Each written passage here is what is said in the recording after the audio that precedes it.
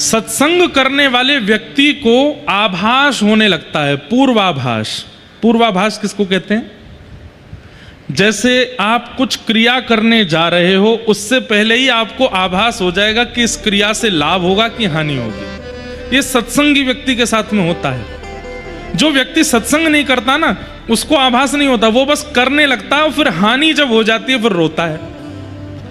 लेकिन अत्यंत सत्संगी व्यक्ति, नित्य तिलक लगाने वाला, नित्य हरिस्मरण करने वाला, नित्य गुरु आराधन करने वाला, नित्य भगवत आराधन करने वाला और सत्संग श्रवण करने वाला, कर्म भी करता है पर सत्संग भी सुनता है, ऐसे व्यक्ति को सत्संग करते करते करते करते पूर्वाभास होने लगता है।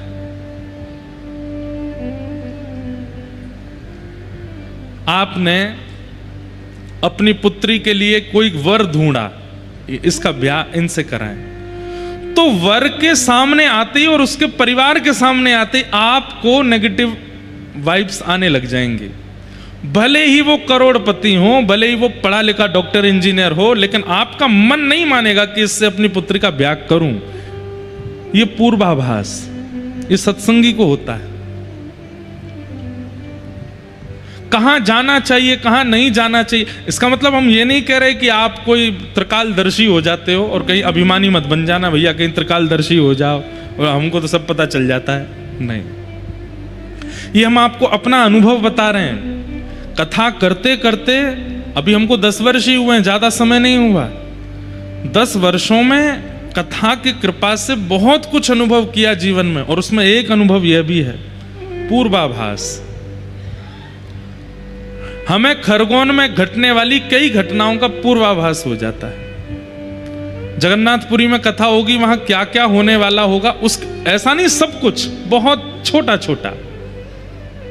जैसे ऐसा अनुभव हो जाएगा कि कोई ऐसा व्यक्ति आएगा, वो ऐसी प्रकार की बात करेगा, या कोई ऐसा कुछ होगा, या एक दिन मंदिर के दर्शन में भागूंगा लेकिन दर्शन नहीं होंगे, मंदिर बंद हो जाएगा, मैं लेट हो जाऊंगा। ऐसे कुछ ना कुछ पूर्वाभास होते हैं, और ये केवल मुझे नहीं हो रहे हैं, हर सत्संगी व्यक्ति को होने लगता है। पूर्व आभास और दूसरा पूर्व के किए हुए कृत्यों का प्रायश्चित बोध। मैंने कल क्या किया, परसों क्या किया, तरसों क्या किया, अब वो उसमें से क्या गलत था जो मुझे आगे नहीं करना, उसका बोध, ये भी सत्संग कराता है। गैर सत्संगी व्यक्ति परसों क्या किया भूल और जाता उसको, अच्छा तुमको बुरा लग गया था मेरी बात का, उसको पता ही नहीं रहता। लेकिन सत्संगी व्यक्ति को पता होता है कि मेरी किसी बात से किसी को पीड़ा हुई थी, आगे से मुझे ऐसा नहीं बोलना। सत्संग केवल भगवत प्राप्ति नहीं कराता है, आपका श्रृंगार करता है। वास्तव में मानव जैसा होना चाहिए, उसको मानव बनाता है सत्संग। हमारे शास्त्र आज्ञा करते हैं कि जाढ्यम धियो हरति सिंचति वाचि सत्यम, मानोन्नति दिशतु पापम पाकरोति, लक्ष्मी तनोति वितनोति च दिक्षु कीर्ति, सत्संगति कथय किम न करोति पुंसा। सत्संग सब कुछ देता है, और उसमें सबसे पहला पूर्वाभास। व्यक्ति की शब्दावलियों से, व्यक्ति के नैनों के मटकाहट से, व्यक्ति के उठने बैठने के ढंग से आपको पता चल जाएगा कि ये व्यक्ति संबंध बनाने योग्य है कि नहीं। 3 चीजें होती हैं किसी भी व्यक्ति को। अब एक तो हम अभी बता देते हैं तीनों चीजें, बाकी ये तीनों बतानी नहीं पड़ेंगी। सत्संग करने वाले व्यक्ति को अपने आप आभास होगा। नेत्रम वक्त्रम विकारेण।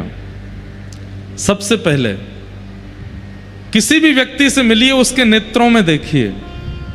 अगर उसके नेत्रों में बहुत चपलता हो, चंचलता हो, 2 मिनट में इधर घूम जाते हैं, फिर इधर घूम जाते हैं, और ऐसे टेढ़ी टेढ़ी नजर करके देखते हैं। सीधे देख सकते हैं लेकिन ऐसे ही देखते हैं। कथा जब होती है तब सोए सोए से हो जाते हैं, और जब पिक्चर चलती है तब आंखें जो हैं वो ऐसे खुल जाती हैं, 440 वोल्टेज हो गया हो। सबसे पहली पहचान व्यक्ति के हृदय की उसके नेत्रों से होती है।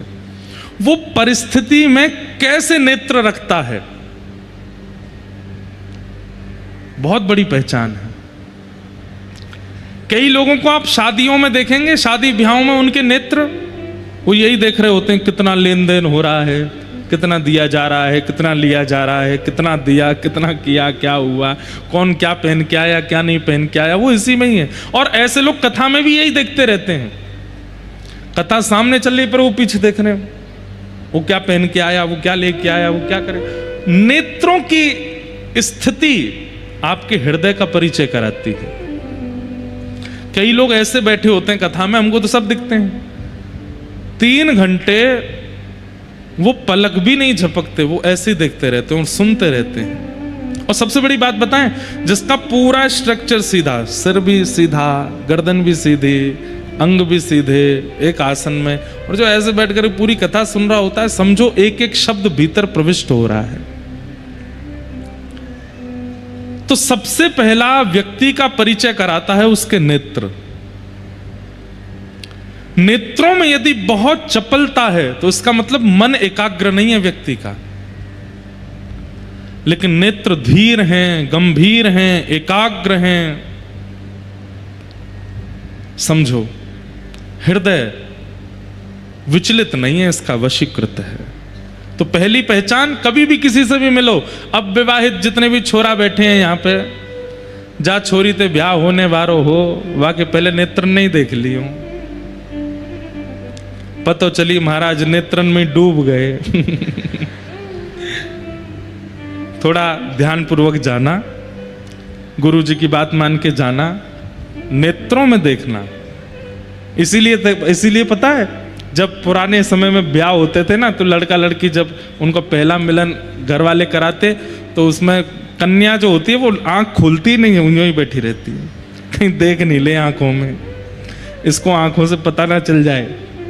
और केवल पुरुष ही क्यों, कन्याएं भी उसके नेत्रों में देख लो। सबसे बड़ी पहचान व्यक्ति के उसके नेत्र होते हैं, उसके नेत्रों की स्थिति क्या है।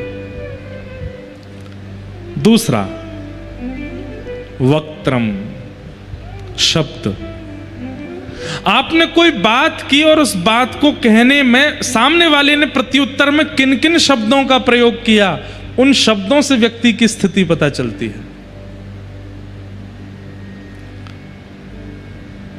शब्द बहुत डिक्शनरी वाले हों ये आवश्यक नहीं है, बहुत गंभीर शब्दों का प्रयोग आवश्यक नहीं होता है, पर शब्दों की नरमता और शब्दों की सुगमता और शब्दों की प्रवाहता, उससे पता चल जाता है कि व्यक्ति कैसा है।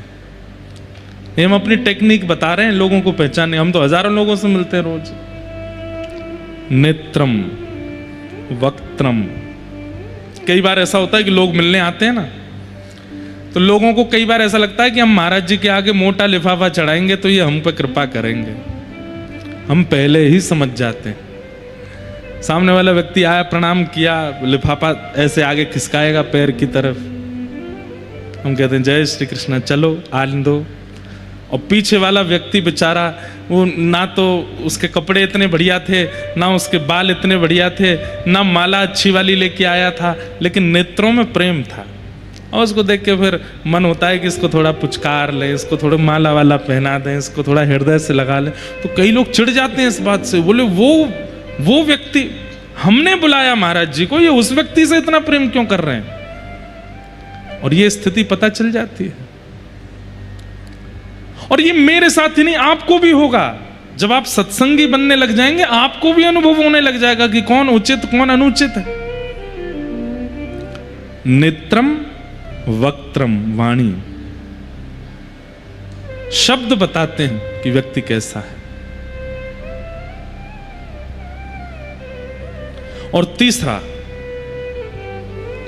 विकारेण, सिर से लेके पैरों के खड़े होने की अवस्था, बैठने की अवस्था, लेटने की अवस्था, खाने की अवस्था, एक एक अवस्था से पता चलता है कि व्यक्ति कैसा है। जैसे कोई व्यक्ति रिलैक्स मोड में जाता है तो कमरे में जाते वो रिलैक्स कैसे करता है, एक पांव तकिया पे धर दिया, एक पांव नीचे लटका है, यूं लेट गए, समझो कि महाविकारी व्यक्ति है। भाई रिलैक्स भी करता है तो सीधा सीधा ही आराम से, तो समझो कि इसका चित्त एकाग्र है। कई लोग भोजन करते हैं, भोजन करते समय कुछ भी खा रहे हैं। कई लोगों को हमने देखा, जैसे दूध और दही, इन दोनों का विरोध होता है, दूध दही साथ में नहीं खाने चाहिए। कई लोग खा जाते हैं, वो दूध की सामग्री भी खा लेते हैं, फिर उसके ऊपर दही भी पी लेते हैं। पेट में विस्फोट हो जाएगा तुम्हारे, कैसे कर सकते हो? तो कई लोग कर लेते हैं। और एक हमारे पंडित जी हैं, यहां तो नहीं आए, वो तो मुझे चैलेंज करते हैं, बोले मुझे चाय पिला दो फिर छाछ भी पिला दो, मैं ठीक रहूंगा। मैंने, भाई तो कैसे कर लेते हो आप ऐसा? पर ये भोजन में जो ये विकार है, ये कहीं ना कहीं हृदय की स्थिति बताता है। बहुत तीखा खाने वाला व्यक्ति, बहुत ज्यादा गरम गरम प्रसाद पा लेने वाला व्यक्ति, जैसे मंदिरों में प्रसाद जब पाते हैं ना, तो वो अमूमन ठंडा ही हो जाता है, क्योंकि ठाकुर जी को भोग लगा, उसके बाद रोटी भी ठंडी, दाल चावल सब ठंडे ही हो जाते हैं। उसके बाद कई लोगों को भाता नहीं, वो उसको फिर ओवन में गर्म करते हैं, फिर पाते हैं। विकार युक्त प्रसाद पाने वाला व्यक्ति, उसका भी हृदय बता देता है कि ये उचित नहीं है। बहुत तीखा खाना, बहुत ऐसा रहना, ये भी उचित नहीं है। और खाते समय बहुत गिरना, यहां भी गिर रहा है, वहां भी गिर रहा है, कपड़े पे भी गिर रहे हैं, मुंह पूरा सन गया है, दोनों हाथों से खा रहे हैं, इससे भी खा रहे हैं। इससे तो खाना ही नहीं चाहिए। अपने उल्टे हाथ से तो थाली भी स्पर्श नहीं करनी चाहिए सन्मुख रखने के बाद। पर हम लोग अंग्रेज हो गए हैं, शादियों में भी बफे चलता है, एक हाथ में लेके उससे डालते रहते हैं, खाते रहते हैं। नहीं, विकारेण। आप आराम कैसे करते हो, आप भोजन कैसे करते हो, आप एकांत में बैठते कैसे हो, आप लेटते कैसे हो, सोते कैसे हो, स्नान कैसे करते हो, एक एक प्रक्रिया आपके हृदय की गति बताती है। और जो व्यक्ति इन तीनों में निपुण होगा, नेत्र गंभीर हैं, वाणी भी सधी हुई है और विकार आकार भी शुद्ध है, उस व्यक्ति का हृदय निश्चित एकाग्र होगा, विचलित नहीं होगा। और यह पता चल जाता है एक वैष्णव व्यक्ति को, एक सत्संगी व्यक्ति को, इन तीनों से पता चल जाता है कि व्यक्ति कितना संबंध बनाने योग्य है, कितना समीप बुलाने योग्य है।